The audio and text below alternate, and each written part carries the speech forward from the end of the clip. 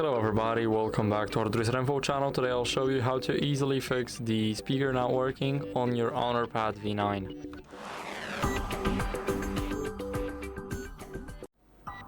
So first, let's start off by checking the volume levels. So you gotta get your tablet right here. We have the side buttons. Now we need to check the volume and turn it all the way up. So here we can do that. Make sure that it's media only, because the tablet mostly uses the media one. You can also try notifications and alarms. I recommend only doing the media at max.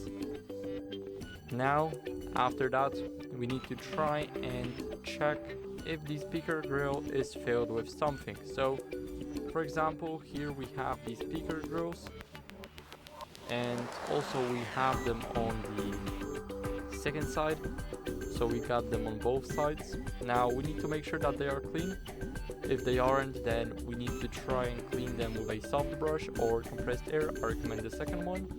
And now we need to make sure that the Bluetooth is disabled. So as you guys can see, Bluetooth for me is disabled now.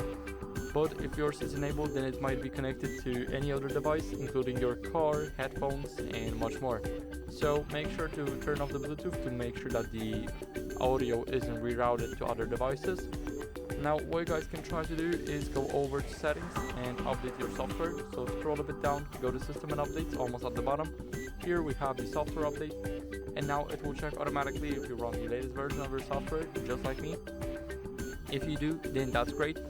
If you don't, then that might be the issue, because sometimes there are many glitches, including the speakers, the sounds. So it's important to run the latest version of your MagicOS. Now, if needed, if nothing else helped you from this video, then go over system and updates. Now back up all of your important files first, either to local backup or the Google backup. Now go to reset, and here click reset tablet. Now click it once and then click it twice.